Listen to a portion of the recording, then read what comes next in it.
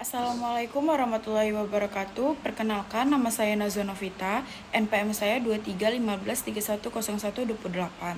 Di sini saya akan menjawab pertanyaan dari ujian akhir semester saya. Soal yang pertama yaitu negara Liberia mengalami penurunan tingkat pengangguran yang signifikan dalam 2 tahun terakhir. Namun, pada saat yang sama, tingkat inflasi mulai meningkat. Fenomena ekonomi apa saja yang mungkin sedang terjadi di Liberia? Jelaskan hubungan antara dua variabel tersebut. Di sini saya akan menjawabnya, yaitu negara Liberia mengalami penurunan tingkat pengangguran yang signifikan dalam 2 tahun terakhir, tetapi tingkat inflasi mulai meningkat. Fenomena ekonomi mungkin sedang terjadi di Liberia adalah pertumbuhan ekonomi yang stabil dan meningkat, yang berdampak pada penurunan tingkat pengangguran. Namun, peningkatan tingkat inflasi menunjukkan bahwa pertumbuhan ekonomi tersebut tidak sepenuhnya stabil dan mungkin memiliki beberapa tekanan.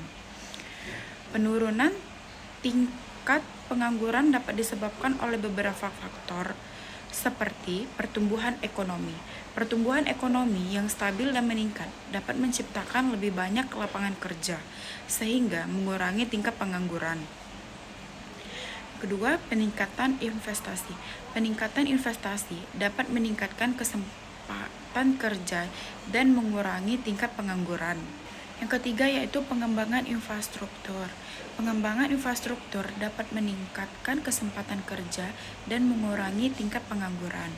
Sementara itu, peningkatan tingkat inflasi dapat disebabkan oleh beberapa faktor, seperti peningkatan permintaan. Peningkatan permintaan terhadap barang dan jasa dapat meningkat harga dan mengakibatkan peningkatan tingkat inflasi. Kedua yaitu keterbatasan sumber daya. Keterbatasan sumber daya dapat meningkat harga dan mengakibatkan peningkatan tingkat inflasi. Yang ketiga yaitu pengaruh global. Pengaruh global seperti resesi ekonomi global dapat meningkatkan tingkat inflasi dengan mengurangi permintaan terhadap barang dan jasa. Hubungan antara tingkat pengangguran dan tingkat inflasi dapat dijelaskan, yaitu pertumbuhan ekonomi stabil. Pertumbuhan ekonomi yang stabil dapat mengurangi tingkat pengangguran dan mengurangi tekanan pada harga, sehingga mengurangi tingkat inflasi. Peningkatan permintaan. Peningkatan permintaan dapat meningkatkan harga dan mengakibatkan peningkatan tingkat inflasi, tetapi juga dapat meningkatkan kesempatan kerja dan mengurangi tingkat pengangguran. Keterbatasan sumber daya. Keterbatasan sumber daya dapat meningkat harga dan mengakibatkan peningkatan tingkat inflasi, tetapi juga dapat mengurangi kesempatan kerja dan meningkatkan tingkat pengangguran. Dalam kasus Liberia ini, penurunan tingkat pengangguran yang signifikan dalam 2 tahun terakhir dapat disebabkan oleh pertumbuhan ekonomi yang stabil dan meningkat. Sementara peningkatan tingkat inflasi dapat disebabkan oleh beberapa faktor, seperti meningkatkan permintaan dan keterbatasan sumber daya. Selanjutnya yaitu untuk soal nomor 2, yaitu Perdana Menteri Fiskalia mengumumkan rencana pemotongan pajak besar-besaran untuk merangsang pertumbuhan ekonomi. Namun, beberapa ekonomi memperingatkan bahwa hal ini bisa menyebabkan defisit anggaran yang besar. Jelaskan dampak potensial dari kebijakan ini terhadap perekonomian Fiskalia dalam jangka pendek dan jangka panjang. Di sini saya akan menjawabnya, yaitu kebijakan pemotongan pajak besar-besaran yang diumumkan oleh Perdana Menteri Fiskalia dapat memiliki dampak potensial yang signifikan terhadap perekonomian Fiskalia dalam jangka pendek dan jangka panjang. Ada beberapa analisis potensial, yaitu yang pertama, dampak jangka pendek. Dampak jangka pendek itu dibagi menjadi beberapa, yaitu yang pertama, peningkatan konsumsi. Pemotongan pajak dapat meningkatkan konsumsi masyarakat karena mereka memiliki lebih banyak uang untuk membeli barang dan jasa. Hal ini dapat meningkatkan permintaan terhadap produk kosmetik sehingga meningkatkan pertumbuhan ekonomi. Nah, yang kedua, meningkatkan investasi. Pemotongan pajak dapat meningkatkan investasi, baik dari pemerintah maupun swasta. Investasi ini dapat meningkatkan kesempatan kerja dan mengurangi tingkat pengangguran. Yang ketiga yaitu peningkatan pendapatan pemerintah. Pemotongan pajak dapat meningkat pendapatan pemerintah karena lebih banyak uang yang diterima daripada pajak. Namun, ini juga dapat meningkatkan defisit anggaran jika tidak diimbangi dengan peningkatan penerimaan lain. Nah, di sini kita masuk dampak jangka panjang. Dampak jangka panjang itu dibagi menjadi beberapa. Yang pertama, meningkatkan defisit anggaran. Pemotongan pajak besar-besaran dapat meningkatkan defisit anggaran karena pemerintah tidak memiliki cukup dana untuk membiayai belanja. Defisit ini dapat berdampak pada kualitas hidup masyarakat dan stabilitas ekonomi. Yang kedua, peningkatan inflasi. Pemotongan pajak dapat meningkat inflasi karena lebih banyak uang yang beredar dalam sistem. Inflasi ini dapat berdampak pada harga barang dan jasa, sehingga mengurangi nilai uang. Peningkatan ketergantungan pada sumber daya luar negeri. Pemotongan pajak dapat meningkatkan ketergantungan pada sumber daya luar negeri karena pemerintah tidak memiliki cukup dana untuk membiayai belanja. Ketergantungan ini dapat berdampak pada ketergantungan pada sumber daya alam dan kualitas hidup masyarakat. Jadi, kebijakan pemotongan pajak besar-besaran dapat memiliki dampak positif pada pertumbuhan ekonomi dalam jangka pendek, seperti meningkatkan konsumsi investasi. Namun, dalam jangka panjang, kebijakan ini dapat berdampak negatif pada defisit anggaran, inflasi, dan ketergantungan pada sumber daya luar negeri. Oleh karena itu, pemerintah fiskalia harus mempertimbangkan cara lain untuk meningkatkan pertumbuhan ekonomi. Selanjutnya yaitu soal nomor 3. Negara eksportia dan importia adalah mitra dagang utama.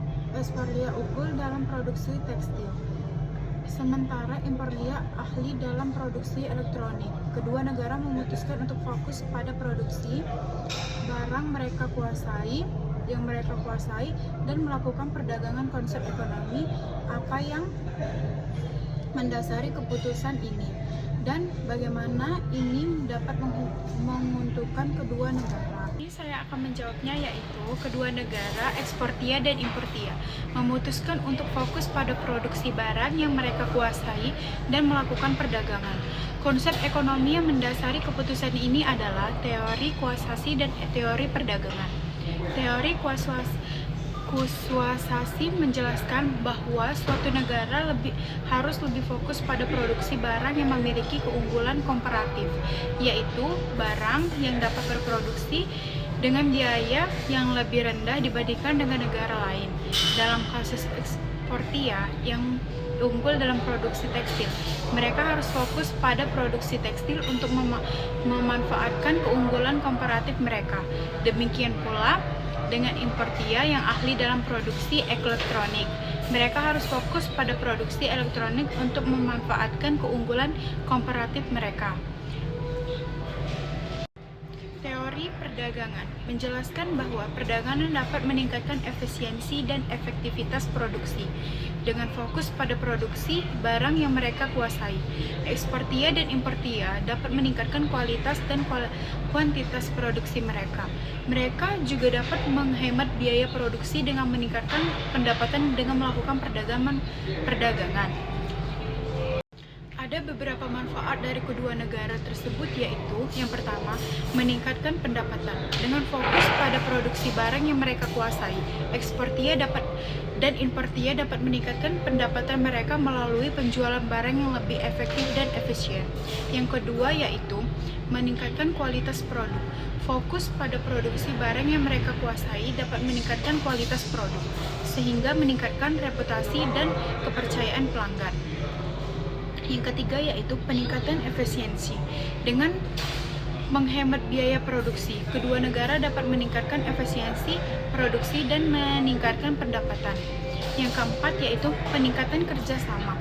Perdagangan antara eksportia dan importia dapat meningkatkan kerjasama antara dua negara, sehingga meningkatkan kesadaran dan kepedulian terhadap kepentingan masing-masing.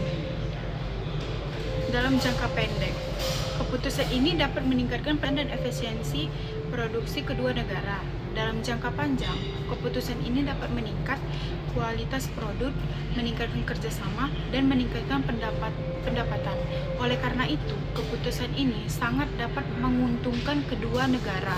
Selanjutnya yaitu soal nomor 4 yang terakhir adalah ekonomi di negara siklika mengamati bahwa selama 5 tahun terakhir, negaranya mengalami periode pertumbuhan ekonomi yang kuat, diikuti oleh penurunan tajam dan kemudian pemulihan lambat. Fenomena ekonomi apa yang sedang diamati oleh pada ekonomi tersebut? Jelaskan fase-fase yang mungkin dialami oleh siklika. Jawabannya yaitu ekonomi di negara siklika mengamati bahwa selama 5 tahun terakhir, negaranya mengalami periode pertumbuhan ekonomi yang kuat, diikuti oleh penurunan tajam, dan kemudian pemulihan lambat. Fenomena ekonomi yang sedang diamati oleh para ekonomi tersebut adalah siklus ekonomi. Fase-fase siklus ekonomi ada beberapa, yaitu yang pertama, pertumbuhan ekonomi kuat. Fase ini ditandai dengan pertumbuhan ekonomi yang cepat dan stabil. Biasanya disebabkan oleh faktor-faktor seperti peningkatan investasi, peningkatan permintaan, dan peningkatan produktivitas. Dalam fase ini, pendapatan masyarakat meningkat dan konsumsi meningkat sehingga meningkatkan pertumbuhan ekonomi. Yang kedua yaitu penurunan tajam. Fase ini ditandai dengan penurunan tajam dalam pertumbuhan ekonomi. Biasanya disebabkan oleh faktor seperti resesi, penurunan investasi, penurunan investasi dan penurunan permintaan.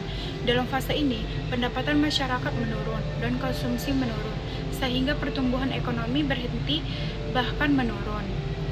Ketiga, pemulihan lambat. Fase ini ditandai dengan pemulihan pertumbuhan ekonomi yang lambat. Biasanya disebabkan oleh faktor-faktor seperti kebijakan fiskal dan moneter yang stabil, serta meningkatkan investasi dan permintaan dalam fase ini.